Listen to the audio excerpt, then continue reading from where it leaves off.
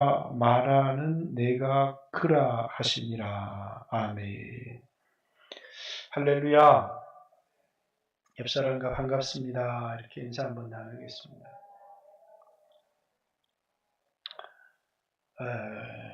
방학이어서 그런지 또 코로나가 이렇게 확산세에 있어서 그런지 수요예배 참석하는 사람이 반으로 뚝 줄었네요. 그죠? 예. 네, 오늘 이 본문의 말씀은 이제 수가성 이제 어떤 여인이 예수님을 만난 이야기를 기록하고 있습니다. 잘 알다시피 여인은 3장에 나타난 니고데모와 같은 그런 신분이 훌륭한 사람이 아니라 남편에게 5번이 아니라 5 남편에게 너까지 것은 필요 없어 이러면서 남편에게 버림을 받은, 그래서 오늘날로 얘기하면 아주 자아상이 어둡고 또 자존감이 아주 낮고 또 이런 대인기피증을 가진 마음의 우울증과 깊은 상처를 가지고 있는 그 여인이었습니다. 근데 예수님께서 이제 이 여인을 찾아오셔서 내게 물을 달라 하는 이가 누구인 줄 알고 그가 너에게 주는 선물이 무엇인 줄 내가 알았다면 너가 그에게 구했을 것이고 그가 너에게 이제 생수를 주었을 건데 그 생수는 이제 이 물, 네가 나에게 주려고 하는 이 물과는 다르게 영생하도록 솟아나는 샘물이 되리라, 이렇게 이야기를 하고 있습니다. 첫 번째 예수님이 꺼낸 문제가 이제 영생의 문제입니다. 영생의 문제를 너에게 물을 달라 하고 하는 이가 누구이고 그가 우리에게 너에게 주고자 하는 선물이 무엇인 줄을 알게 되면 너가 그에게 도리어 물을 좀 달라고 구했을 것이고, 그리고 이제 이 물과 다르게 그가 주는 물, 예수님이 우리에게 주시는 물을 먹는 자마다 영생하도록 솟아나는 샘물이 되리라, 이렇게 얘기를 합니다. 먼저 여러분 이제 구약 성경이나 신약 성경 여러 곳에서 하나님을 우리에게 이제 샘물을, 어떤 물을 주시는 분이냐면 하나님이 이제 생수의 근원이 되시는 분이십니다. 우리 예레미야의 말씀처럼 이스라엘 백성이 지은 죄가 2가지가 있는데 하나는 생수의 근원이 되신 하나님을 버린 것이고, 이제 또 하나는 뭐냐면 이제 웅덩이를 판 것인데 물을 얻기 위해서 스스로 웅덩이를 판 건데 그 웅덩이는 물을 가둘 수도 없는 터진 웅덩이다, 이렇게 이야기를 합니다. 생수의 근원이 되신 하나님을 버린 것, 그리고 생수를 얻기 위해서 스스로 이제 웅덩이를 팠는데 그 웅덩이는 이제 생수가 나오지도 않지만 그 생수를 가둘 수 없는 우리의 목마름과 우리의 진짜 문제를 해결할 수 없는 거다라는 것이죠. 여기 단지 이 여인의 하나의 사건만을 얘기를 하면 안 되고, 이제 사마리아라고 하는 이곳에 우상이 5이 있었습니다. 그리고 이제 5장에 넘어가면 이제 38년 된 환자 얘기도 나오죠. 우리는 이제 40년 광야 생활 이렇게 얘기를 하지만 유대인들에게 모세가 광야 생활 몇 년 했습니까? 그러면 38년 했다고 합니다. 왜냐하면 광야 생활이 정확하게 38년이기 때문에 38년 광야 생활이고, 그래서 이제 5장에 나온 이 38년 된 환자는 이스라엘 백성의 38년의 광야 생활을 의미하는 것이고, 그리고 이제 여기 남편 다섯이 있었다 이렇게 얘기를 하는데, 이제 사마리아에서 섬기고 있는 이제 우상 다섯을 의미하는 것입니다. 그런데 이제 이 우상들이 이제 자신들에게 생수를 주고 필요를 채워주고 참된 만족을 가져다 주고 이러면 좋을 텐데, 이 우상은 하나도 막 우리를 꼬드겨서 자기를 따르게 하지만 정작 그것을 따라가 보면 우리에게 아무것도 채워주지 못하는 거라는 겁니다.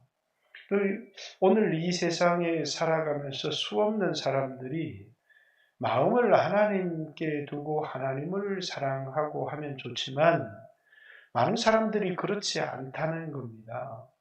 우리에게 참된 만족을 줄 수 없는, 우리에게 생수를 줄 수 없는 그런 우상들을, 그래서 이제 이사야서 55장에는 배부르게 하지 못할 것, 또 양식이 아닌 것을 위하여 은을 달아주고 수고하는 헛된 인생을 살아가는 사람들이 너무너무 많은 겁니다. 그래서 이 당시에 사마리아 사람들뿐만 아니라 오늘 현대를 살아가는 수없는 그리스도인들 속에 뭐가 있냐면 목마름이 있습니다.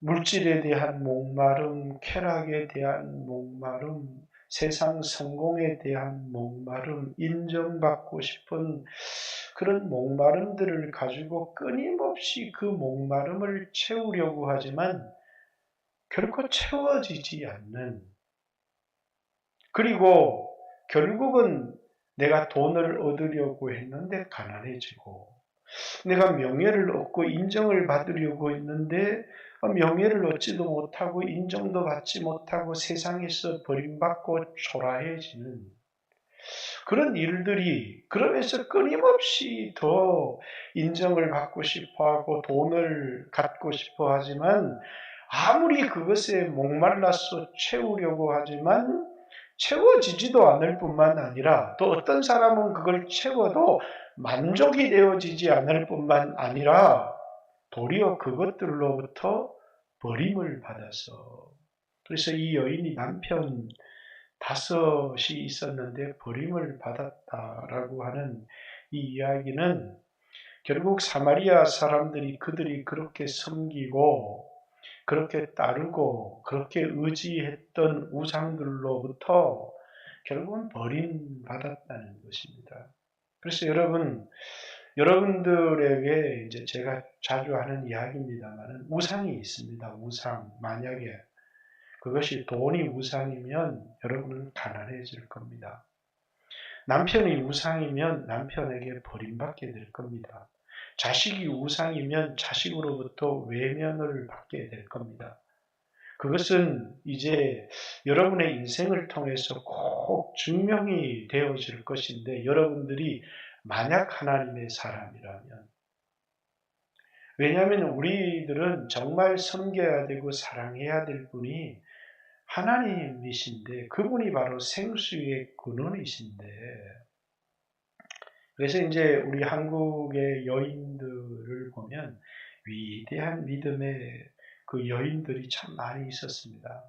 근데 이 사람들이 다 남편에게 버림을 받기도 하고 세상에서 수없는 어려움을 당하기도 했는데, 이분들의 마음속에 누가 있었냐면 예수님이 있었어요.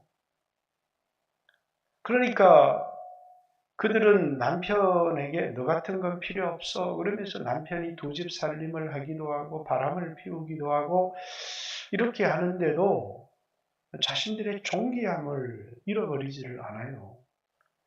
자신들을 아주 버림받은 사람인 것처럼, 하찮은 사람인 것처럼 아무렇게나 살아가는 게 아니라 여전히 버림받은, 남편에게 버림받고 소박받고 소외되고 외면당한 사람으로 살아가는 게 아니라 예수님을 만나고 예수님으로부터 사랑을 받고 존귀함을 받는 그런 여인으로서의 인생을 살아가는 겁니다. 그러니까 그리스도인들은 이 세상에서 이제 여러분들이 남편과의 관계든 물질과의 관계든 세상 어떤 것과의 관계든지 간에 그리스도인들에게는 이런 게 있습니다. 그게 뭐냐면 우린 세상으로부터 인정을 못 받아요. 그런데 내가 하나님 백성으로서의 존귀함을 잃지 않고만 살아갈 수 있다면, 그러니까 남편을 만났는데 돈도 많고 세상에서 성공도 했고 출세도 한 그런 남편인데다가 그 남편이 너무너무 나를 사랑해주고 소중히 여겨주고, 그럼 얼마나 좋겠어요. 자신의 그 가치가 인정을 받기도 하고 마치 자기가 성공한 사람인 것처럼 또 그 세상에서 인정받고 능력받는 그런 남편이 자기를 그토록 소중히 여겨준다면 여인으로서 얼마나 소중하겠습니까? 그러나 이제 많은 믿음의 여성들이 그런 남편들로부터 버림을 받기도 하고, 이제 그럼에도 불구하고 아무렇게나 인생을 살아가지 않는 겁니다. 왜? 자기가 얼마나 존귀한 자라는 것, 세상 남편이 자기를 버림받은 자로서의 인생을 살아가는 게 아니라 하나님으로부터 은혜를 받고 사랑을 받은 자로서의 인생을 살아가는 겁니다. 여러분, 이 두 사이에는 너무나 다른 큰 갭이 있습니다. 여러분과 제가 이 세상을 살아갈 때 누구에게 상처를 받고 살아갑니다. 근데 상처받은 사람으로서 남편에게 상처받았습니다. 나는 우리 교회 장로님에게 권사님에게 상처받았습니다.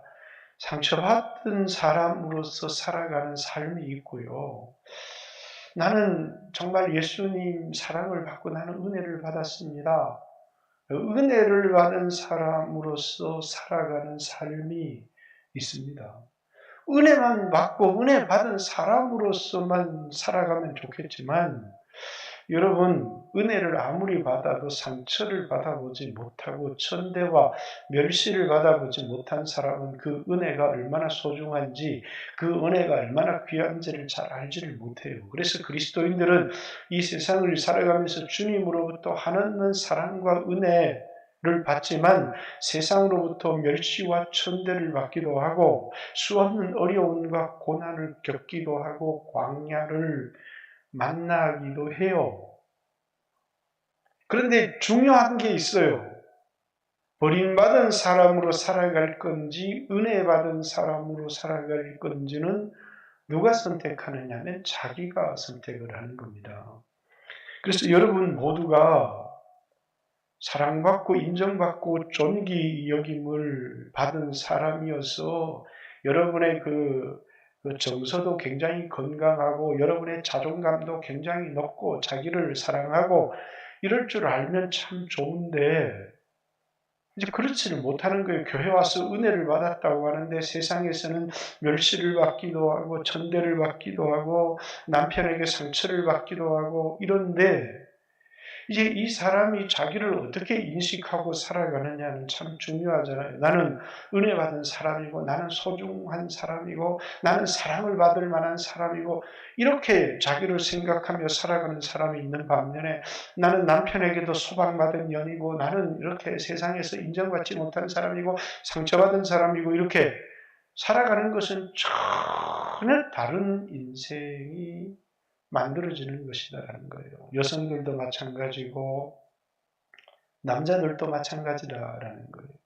분명히 하나님으로부터 너무나 놀라운 은혜와 사랑을 받았는데 그건 까마득하게 잊어버리고, 아니 하나님이 나를 사랑했다는데 왜 남편이 나를 이렇게 무시하고 멸시하고 천대하고, 왜 나는 세상에서 가난하고 어렵고 이러면서 항상 자기의 이 자존감 자체가 버림받은 자로 살아가는 거예요.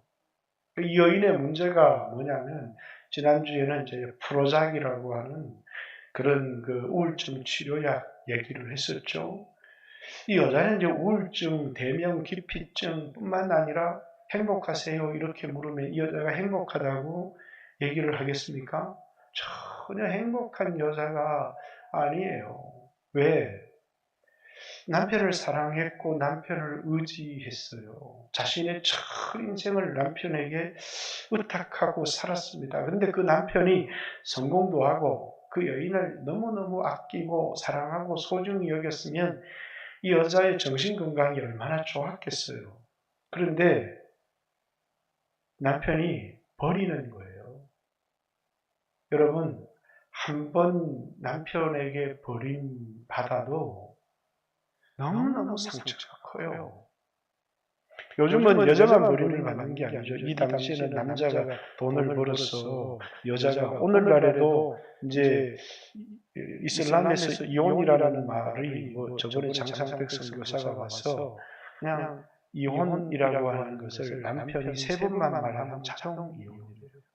이 당시에도 그냥 이혼 증서를 써주고 남편이 이혼하면 얼마든지 이혼할 수 있는, 그러니까 부부 관계가 인격적인 관계도 되지 못하고 그렇게 남편에게 사랑받기를 원하고 그렇게 남편에게 잘했는데 남편이 뭡니까? 난 너 필요 없어 라고 남편에게 버림받는 거예요. 그것도 몇 번이나요? 5번이나. 근데 새로 남편을 만났는데 이 남편에게 정말 나는 이번에는 정말 좋은 남자를 만났어. 정말 나를 끝까지 사랑해 줄 거야. 그런데 이 여인은 마음속에 이 남편이 또 나를 버릴지 몰라. 한 번 헤어지고 2번 만났을 때는 앞에 그놈은 아주 나쁜 놈이었구나. 이렇게 생각을 했는데, 그리고 이제 2번째 남편을 만나보니까 집안도 좋고 인격적으로도 아주 괜찮은 사람이고 그래서 이 사람은 날 끝까지 책임지고 사랑해 줄 거다 이렇게 생각했는데 이게 난 너 필요 없어.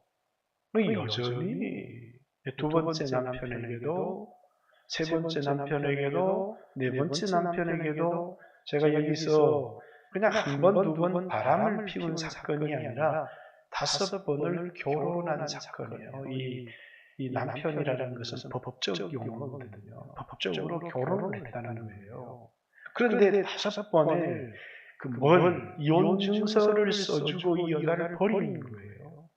그래서 여러분 5번 자기가 사랑하고 의지했던 사람에게 버림을 당했다 이렇게 생각을 해보세요.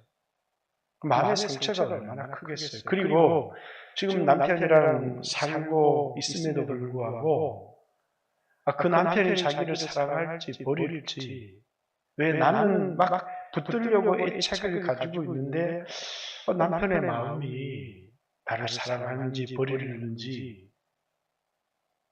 그러니까 이 여인은 이제 남편 얘기만 나오면 이제 이 여인은 할 말이 없는 거예요. 근데 예수님께서 이제 자기가 누구인지를 알게 하고 그분이 주신 선물이 무엇인지를 알기만 하면 사람의 뭐가 바뀌느냐면 이 마음속에 있는, 여러분 음식은 좋은 걸 먹으면 건강해질 수 있지만 인간의 마음은요, 버림받지 않는 사랑을 받아야 자기를 책임져주는 사람이 너무 신실한 사람이고 끝까지 자기를 책임져 줄 것이라고 하는 그런 놀라운 사랑을 받아야 이 사랑을 받은 사람, 은혜를 받은 사람의 그 자존감이 굉장히 높아질 뿐만 아니라 자기를 사랑해요, 자기를. 그런데 이제 그 여자든 남자든 그렇습니다. 사랑을 받아보지 못한 사람은 어디 가다 미운 짓만 골라해요. 왜 그러냐면 자기가 자기를 사랑하지를 않아요. 예수를 믿고 났어도 예수님이 당신을 용서했습니다. 그런데 자기가 자기를 용서를 못해요. 왜? 수없이 정죄를 받고 마음의 병이 치유되어지지 않은 사람들이 자기가 사람이 세상 사람들이 나를 어떻게 대하든지 자기가 자기를 소중히 여기고 자기가 자기를 사랑하는 사람 함부로 살지 않거든요. 그리고 결국은 수없는 사람들로부터 존중을 받고 사랑을 받는 소중한 사람이 되어지지만 수없는 사람들이 너 이쁘다, 너 사랑한다 이렇게 사랑을 해줘도 결국은 어두운 마음을 갖고 있는 사람은 미움을 받을 수밖에 없어요. 왜? 다 사랑해주는데 자기가 자기를 사랑하지를 못하고 자기가 자기를 용서하지 못하기 때문에. 그래서 여러분 신앙이라고 하는 건 너무너무 중요한 게 암병을 고치는 것도 중요하고 가난한 삶이 부한 삶으로 바뀌어지는 것도 중요하고 세상에서 출세하는 것도 중요하고 아주 멋진 남편을 만나고 또 아주 아름다운 자매를 만나서 행복한 가정을 꾸미는 것도 중요하지만 자기 자아가 제일 중요한 거예요. 이 모든 것이 주어져도 자신의 마음을, 이 마음의 병을 고칠 수 없으면 그 사람은 결국은 불행해지는 것이고 어떤 어려운 상황에 가지고 있는 사람이라고 할지라도 이 자아가 건강하고 은혜를 받고 자기를 사랑하고 자기를 용서해 할 줄 아는 사람은 결국은 자신의 인생을 송두리째 그 어두운 환경을 다 바꾸어 놓는 사람이 되어지는 거예요. 사람들은 환경을 보지만 또 어떤 사람은 그 사람의 수입을 보지만 가장 중요한 건 그 사람의 자아상이에요. 근데 예수님을 만나면 빈궁한 삶이 부유하게 바뀌었습니다. 병든 몸이 건강하게 바뀌었습니다. 그렇게 바뀌어야 되겠지만 예수님을 만나면 뭐가 바뀌어야 돼요? 마음이 바뀌는 거예요. 그렇죠? 이 여인이 처음에는 이제 예수님과의 대화에서 물로 대화를 나누었어요. 물을 좀 달라.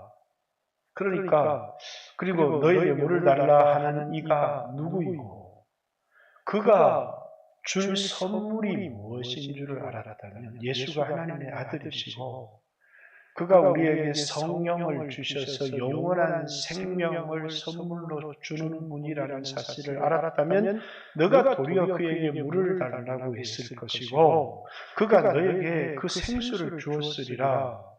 이 야곱이 주는 이 우물을 마시는 자마다 목마르겠지만 내가 너에게 주는 선물, 물을 마시면 다시는 목마르지 않도록 배에서 솟아나는 생수가 되리라 이렇게 이야기를 합니다. 그러니까 이 여자가 아니 그런 물이 있으면 나에게 주셔서 다시는 이곳에 물을 기르러 오지 않게 해주십시오. 그랬더니 이제 예수님이 첫 번째 꺼내던 문제가 뭐냐면 이 여자를 너무너무 어둡게 하고 예수님이 당신을 사랑하십니다. 그걸 못 받아들여요. 이 남편을 데려와라 라고 하는 이 여자가 의지했고 이 여자가 사랑했고 사마리아인들이 그토록 섬겼던 우상의 문제, 죄의 문제를 들추어내는 겁니다. 그러니까 이 여자는 이 얘기 하고 싶지 않잖아요. 왜? 뭐든지 자기가 자랑하고 싶은 얘기는 하고 싶지만 난 남편 5에게 버림받은 여자입니다. 그것도 처음 만난 남자에게 이런 얘기를 누가 하고 싶겠어요. 그러니까 이 여자는 그냥 딱 난 남편 없습니다. 이렇게 얘기를 합니다. 난 남편 없습니다. 지금 남편이 있어요. 근데 이 여자는 남편이 없습니다. 그러니까 예수님이 거짓말하지 마 이렇게 말하는 게 아니라 네가 남편이 없다는 말이 옳다. 남편 5이 있었고 근데 지금 있는 남편도 진짜 네 남편이 아니기 때문에 그렇다고 이 남편에게 다른 여자가 있다는 말이 아니에요. 네가 남편이 없다 하는 말이 옳도다 이렇게 얘기를 하니까 이 여자가 처음 만난 사람이 자기를 알고 있는 겁니다. 이 알고 있다는 것 속에는 뭡니까? 자기의 슬픔도 알고 있고 자기의 아픔도 알고 있고 어떻게 처음 만난 남자가 이렇게 나에 대하여 자세히 알고 있지. 그래서 이 여자가 고백한 게 그겁니다. 내가 보니 선지자로서이다. 이렇게 얘기를 합니다. 왜? 선지자가 아니고는 이렇게 자기 자신을 잘 알 수가 없거든요. 그러면서 이제 이 여자가 이제 얘기를, 두 번째 얘기를 꺼냅니다. 얘기 순서대로 진행을 가겠습니다. 자, 예배에 대한 얘기를 꺼냅니다. 우리 조상들은 이 그림 신산에서 예배를 하는 게 맞다고 하고, 유대인들은 예루살렘에 예배할 곳이 있다고 하는데, 그래서 그 유대인들은 우리가 드리는 예배가 거짓이고 하나님이 있다는 예배는 안 받으신다고 하고, 그리고 이제 우리는 저 예루살렘의 예배가 가짜라고 하는데, 진짜 예배가 뭡니까? 어떤 예배를 드려야 하나님이 받으십니까? 라고 하는, 자, 조금 주제가 바뀌어지지만 예배에 관한, 오늘 코로나 시대에 굉장히 중요한 예배의 문제가 나왔습니다. 자, 우리 코로나가 시작되어지니까 성경에는 예배를 모여도 되지 않는 사람에 대한 규정이 있습니다. 전염병 규정. 그건 예배를 드리지 않아도 된다는 게 아니라 전염병에 걸린 사람은 한 주나 두 주 제사장이 정해진 기간 동안 집에 머물러 있을 수 있다라고 하는 그런 규정이 있지만 어디에도 예배를 드리지 않아도 된다라고 하는 그런 규정은 없어요. 그런데 단지 뭐는 있었느냐면 이 예배당에 모여서 예배를 드리는, 그래서 예배당 중심의 예배지, 아니 예배당이 중요한 게 아니라 사람들이 모이면 그게 성전이다 라고 하는 예배에는 두 가지 전통을 가지고 있었어요. 옛날부터. 하나는 선지자적인 전통이에요. 그 선지자적인 전통은 뭐냐면 예배당이 중요한 게 아니라 예배는 사람들이 모여서 그 모임이 진정한 교회고 예배다 이렇게 얘기를 했고, 어떤 사람들은 아니 예배당을 지어야 된다. 이 예배당은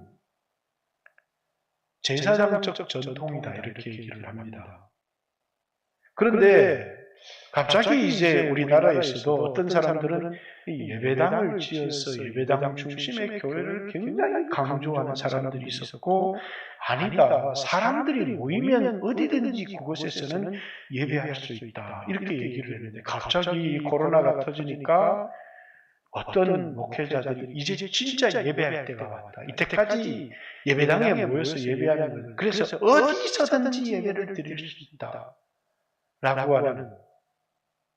근데 이것은 예배의 문제과는 전혀 다른 별개의 문제예요. 예배라고 하는 것은 예배당에 모이든 다른 곳에 사람들이 모이든 중요한 건 뭐 해야 된다는 거예요? 성도들이 모여야 된다는 거예요. 그래야 그게 교회이기 때문이에요.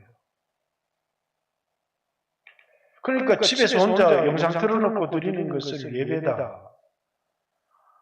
이제 미국에도 이런 일들이 이제 개인 예배들이 막 일어날 때가 있었어요. 사람들이 이제 예배당 가기 싫고, 그냥 목사들이 우리나라에도 이제 그 가난한 성도라고 예배당 안 나가면서 인터넷으로 예배드리는 사람들이 막 늘어나니까. 근데 이제 미국의 루즈벨트라고 하는 대통령이 아주 신앙의 사람이어서 이런 얘기를 했어요. 우리는 언제나 어디서나 하나님 영이시기 때문에 예배할 수 있습니다. 그러나 언제나 어디서나 예배하는 사람은 반드시 정해진 장소와 정해진 시간에 성도들이 함께 모여서 예배를 드리는 사람이 언제나 어디서나 예배를 드릴 수 있는 사람이지, 정해진 시간, 정해진 장소에 하나님의 백성들이 함께 모여 예배드리지 않는 사람들이 나는 언제나 어디서나 예배드릴 수 있다는 것은 허구다. 왜? 여러분 예배라고 하는 건 뭐예요? 하나님 성전은 예배당은 하나님의 성전은 아니지만 이제 이 성도들이 모여야 되거든요. 오늘 예수님의 얘기도 예루살렘에서도 말고 그림신산에서도 말고 예배는 신령과 진정으로 성령과 진리로 예배를 드리는 것이 중요한 것이지 참된 예배는 이렇게 신령과 진정으로 그 말은 마음을 하나님께로 향하여 예배를 드리는 게 참된 예배지 장소를 문제 삼는 게 아니다라는 거예요. 장소가 중요한 게 아니고 이제 하나님을 향해서 마음을 쏟는 예배가 참된 예배다 이렇게 얘기를 했습니다. 오늘 여러분과 저도 마찬가지죠. 하나님은 예배하는 자를 찾으시는데 나는 집에서 혼자 마음을 쏟고 예배합니다. 그걸 참된 예배라고. 그러면 예수님이 이 땅에 교회라고 하는 것을 세워야 될 이유가 하나도 없어요. 지체라는 말도 전혀 필요가 없고요. 이 땅에 교회라고 하는 공동체가 필요가 없다는 얘기가 되어지는 것이죠. 그런데 주님은 이 땅에 교회라고 하는 공동체를 세우셨어요. 예수님이 이 땅에 오셔서 건물을 짓지는 않았지만 제자라고 하는 공동체를 세우셨고 그 공동체가 예배 공동체가 되게 하셨어요. 그들은 정해진 시간에 함께 모여서 하나님 앞에 예배를 드리는 그런 공동체가 되게 하셨는데 오늘날 갑자기 한국 교회 안에서 지금 서울에서는 1년이 넘는 시간 동안 성도들이 모여서 예배를 드리지 못하는 이런 초유의 사태가 발생을 하고 있습니다. 근데 가치관의 문제죠. 성도들이 세상의 가치관에 그대로 동조하고 있다는 거예요. 여러분, 백화점, 전철, 버스, 거기 사람 모이지 않습니까? 다 모여요. 그런데 그거는 꼭 해야 되는 거 아니요. 밥 먹고 살기 위해서. 그러니까 차가 없는 사람이 걸어 다닐 수는 없는 거고 버스도 타야 되고 전철을 타야 되고 당연한 것 아니에요. 문제 삼을 수가 없어요. 그러나 예배를 드리는 건 꼭 드려야 되는 겁니까? 예배를 드려야 밥을 먹어요? 예배는 그냥 문화활동이잖아요. 여행이고. 그죠? 여가 활동이니까 뭐 몇 년 안 드려도 되잖아요. 그게 이 세상 정치하는 사람의 생각이라는 말이에요. 그러나 우리는 달라요. 여러분, 우리 버스 안 타도 돼요. 백화점 안 가도 되고. 근데 예배는 드려야 돼요. 왜? 예배는 우리의 생명줄이기 때문이에요. 예배가 없이는 코로나가 이겨내지 못해요. 요한계시록에 큰 환란이 시작되어지는데 그 환란의 시작에 하늘천상 예배가 있어요. 24장로들이. 여러분, 그리스도인들이 이 세상을 이길 힘이 어디에서 오느냐면 예배에서 오는 거예요. 예배를 성공시키는 사람, 예배를 통해서 은혜를 공급받는 사람은 이 세상에서 수없는 환란들을 만나지만 그걸 넘어서서 가는 거예요. 환란이 오지 않거나 코로나를 걸리지 않거나 인생의 위기가 오지 않는 건 아니에요. 그러나 하나님을 의지하는데 그럴 때 하나님께서 놀랍게 보세요. 한국의 여인들이 남편에게 버림받고 아이들을 데리고 키우는데 그 여자가 어떻게 살아요? 그런데 하나님을 바라보면서 기도하며 살아가는데 멋지게 자녀들을 키워내는 겁니다. 왜? 내 인생을 돌아보니까 하나님은 보이지 않았고 하나님은 만져질 수도 않았지만 그러나 내 필요한 것을 그때그때 하나님께서 공급해 주셨고 나를 인도해 주셨다라고 하는 사실, 보여지는 남편은 나를 책임져 주지 않았지만 내가 예수님을 만나고 나니까 뭡니까? 그분이 정말 나를 사랑하셨고 나를 선택하셨고 나를 끝까지 책임져 주시더라는 거예요. 그래서 이제 첫 번째 예배 얘기하고 나서 그 다음에 이제 죄의 문제, 예배에 관한 얘기를 끝나고 나서 이 여자가 아니 메시아가 오면 우리에게 모든 것을 알려줄 겁니다. 그러니까 예수님께서 내가 그러라 이렇게 얘기를 합니다. 자, 요한복음에 나온 공통된 모든 선언입니다. 예수님과 하룻밤을 거하고 뛰쳐나가서 우리가 메시아를 만난다 이렇게 얘기를 합니다. 이 여인도 물동이를 버려두고 사마리아 성에 들어가더니 내게 행한 모든 일을 내게 말한 일을 와보라. 이는 그리스도가 아니냐 이렇게 이는 메시아가 아니냐 이 말에 말만 달라질 뿐이지 여자가 뭐라고요? 내가 메시아를 만났다 이렇게 선언하는 겁니다.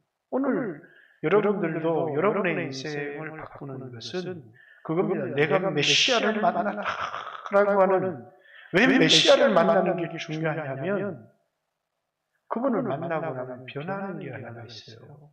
그게 뭐냐면 우리 심령이 바뀌어요. 죽었던 영혼이 살아나고 자기 자상이 바뀌어요. 예수 믿는 사람들이 죄나 세상 더러운 것에 변화되지 못한 사람들도 많이 있지만 많이 변화되어지는 중요한 이유가 뭐냐면 자기 속이 변화되어지기 때문이에요. 자기 자신에 대한 사랑, 소중히 여김, 용서함, 귀히 여김, 누가 나를 버려도 거기에 크게 상처받고 자살하고 우울해하고 두려워하고 염려하고 거기 노예가 되지 않는다는 거 외에 나를 사랑하시고 나를 알고 나를 찾아오시고 나를 위해 십자가에 피 흘렸다는 그 사랑을 알기 때문이라는 거예요. 여러분 그리스도인들이 예수님을 만나고 나서 이 심령의 치유가 일어나지 않는다면 그런 옛날과 같은 그런 삶을 살아갈 겁니다. 두려움을 몰아낼 수가 없어요. 마음속 염려와 근심과 걱정을 몰아낼 수가 없어요.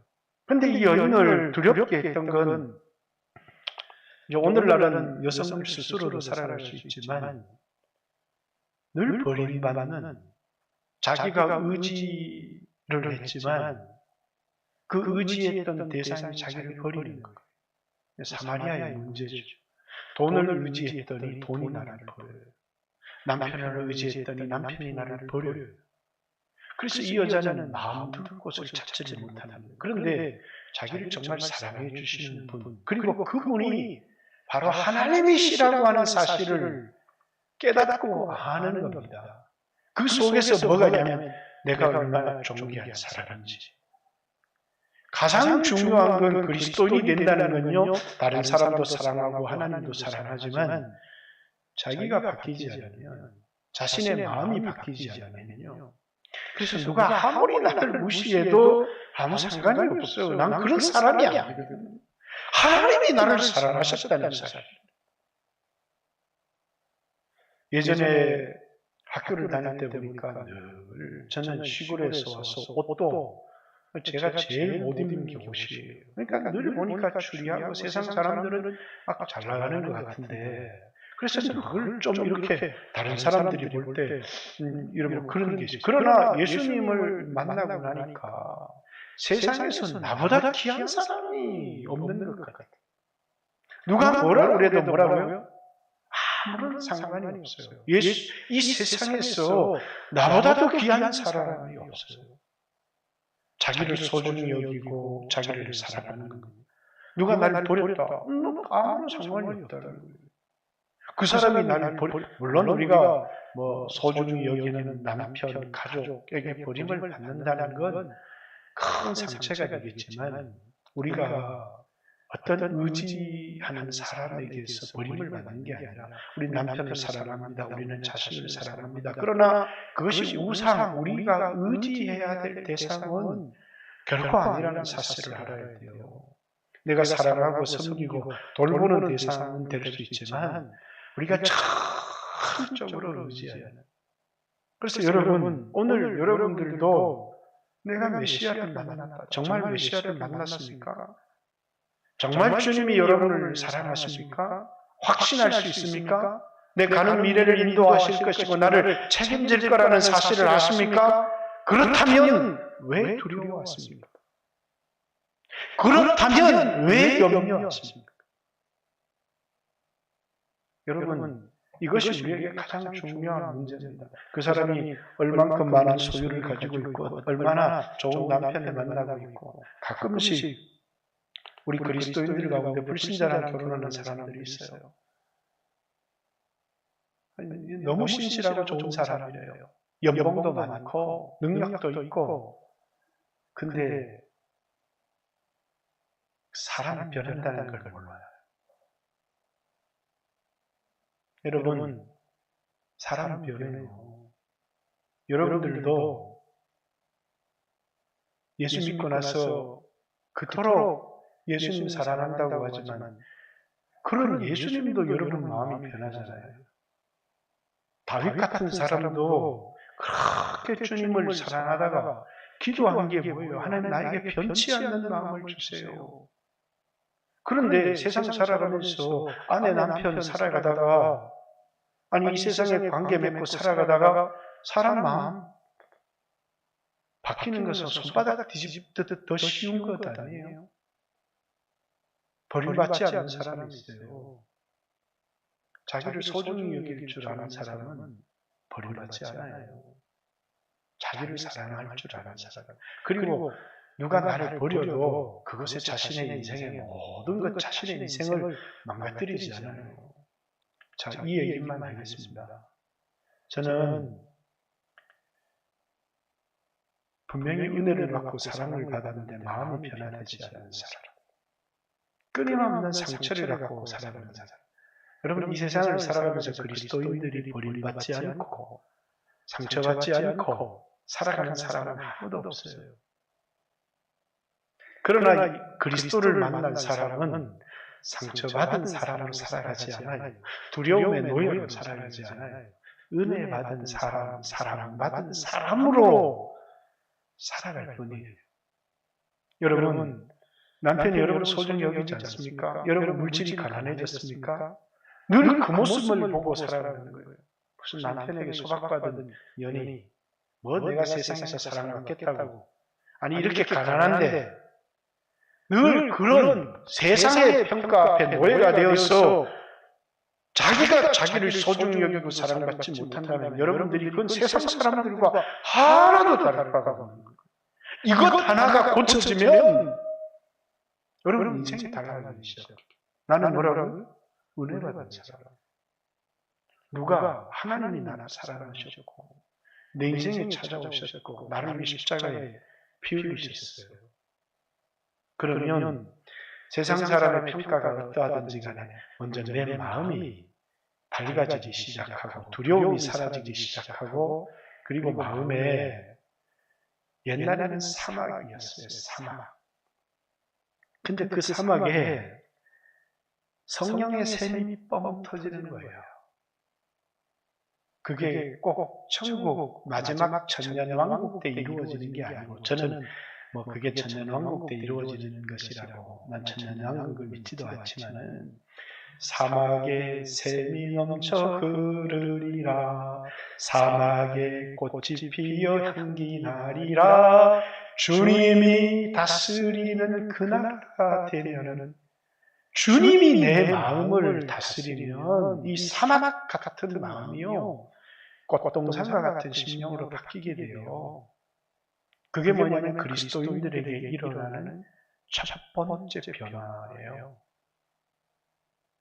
여러분 만약에 아직 여러분 마음속에 이런 성령의 샘이 터져서 사막과 같은 심령이 하나님의 성령의 샘으로 폭발해서 여러분의 자상을 바뀌지 않았다면 아니 목사님 자아는 십자가에 못 박아야 되는 것 아닙니까? 그건 옛자고요. 옛자라고 하는 게 있어요. 자기만 알고 자기만 위하는 그러나 예수 믿고 나서의 나 여전히 가난이 해결된 것도 아니에요. 세상 사람들의 나에 대한 평가도 바뀐 것이 아니에요. 그러나 메시아를 만난 사람은 자기를 소중히 여길 줄 알고 하나님이 자기를 책임져 주신다는 사실을 알고 하나님이 얼마나 자기를 사랑한다는 사실을 알아요. 그래서 이 마음에 변화가 일어나는 거예요. 예수 믿고 나서 이 마음의 변화가 일어나지 않는다면 그것보다 더 큰 불행이 없어요. 너희 심령이 새롭게 되어라고 하는 말씀은 단지 그냥 심령이 새롭게 된다라고 하는 말씀은 뭔가 우리 마음속에 어떤 다른 어떤 일들이 일어나는 게 아니라 주님의 사랑, 우리의 마음에 주님이 성전이 되어지면서 자기에 대한 인생이 완전히 바뀌어지는 거예요. 그렇다고 해서 내가 가진 돈이 바뀌어지거나 어느 날 내 남편이 갑자기 바뀌는 게 아니에요. 예수를 믿으면 내 마음이 바뀌어요. 그리고 그 바뀌어진 그 사람의 자아가 누가 봐도 매력적이고 인격적이고 사람들이 막 무시하고 멸시하고 천대하고 하지만 자기를 학대하지 않아요. 자기를 용서하죠. 죄를 짓고 넘어질 때도 있어 옛날 습관 때문에. 그러나 자기를 용서할 줄 알아요. 자기를 학대하지를 않아요. 자기를 소중히 여기고 자기를 사랑합니다. 그리고 삶을 그렇게 살아가요. 상처받고 버림받고 학대받고 멸시받고 천대받는 인생으로 살아가는 게 아니라 은혜받은 사람으로 사랑받은 사람으로 인생을 살아가는 겁니다. 그건 전혀 다른 인생을 우리에게 만들어낸다는 사실을 잊지 않았으면 좋겠습니다. 나는 은혜받은 사람입니다. 나는 사랑받은 사람입니다. 그렇기 때문에 늘 감사가 우리에게 있습니다. 오늘 아침에도 주여 하신 후에 하나님 앞에 기도하고 여기 어려운 얘기들을 하고 싶었지만 어려운 얘기가 중요한 게 아니라 얘기가 제일 중요하다고 생각해요. 여러분이 메시아를 만났습니까? 예수님이 여러분을 찾아왔습니까? 그런데 여러분 남편이 바뀌었습니까? 여러분 소유가 바뀌었습니까? 세상이 여러분에 대한 인정이 바뀌었습니까? 하나도 바뀐 건 없어요. 뭐가 바뀌었어요? 여러분의 심령이 주님의 그 사랑과 은혜로 바뀌어지기 시작하는 것. 거기가 모든 변화의 시작이었습니다. 아무도 볼 수 없는 내 마음이 옛날에는 사막 같았어요. 한 포기의 풀도 살 수 없는 목마름과 갈증으로 가득한, 그래서 누군가 나를 사랑해 줄 사람, 누군가의 나의 필요를 채워줄 사람, 그래서 나를 존귀 여겨줄 사람 와가지고 그 사람을 사랑하고 존귀하게 여기고 하다가 몇 달 안에 다 도망가요. 내면을 들여다보니까 너무너무 형편이 없어요. 사랑받을 자격이 없는 거예요. 그런데 이 내면이 하나님의 은혜로 바뀌어지는 거예요. 성령의 샘이 터지니까 심령의 변화가 일어나는 거예요. 이 시간에 같이 한번 주여 하시는 주님, 내 마음 가운데 찾아와 주세요. 모든 상처받고 버림받고 소외되고 천대받은 이 심령을 주님이 고쳐주시고 은혜로운 심령이 되어줄 수 있도록 이제는 상처받은 사람으로 살아가는 게 아니라 사랑받고 은혜받은 사람으로 살아갈 수 있게 해주십시오. 세상이 나를 어떻게 평가하든지 변할 수 없는 것, 하나님 나를 사랑하셨다는 겁니다. 그분이 누구고 그분이 나에게 준 선물이 무엇인지를 기억하고 같이 한번 주여 하신 후에 하나님 앞에 2, 3분만 기도합니다. 기도드리겠습니다. 주여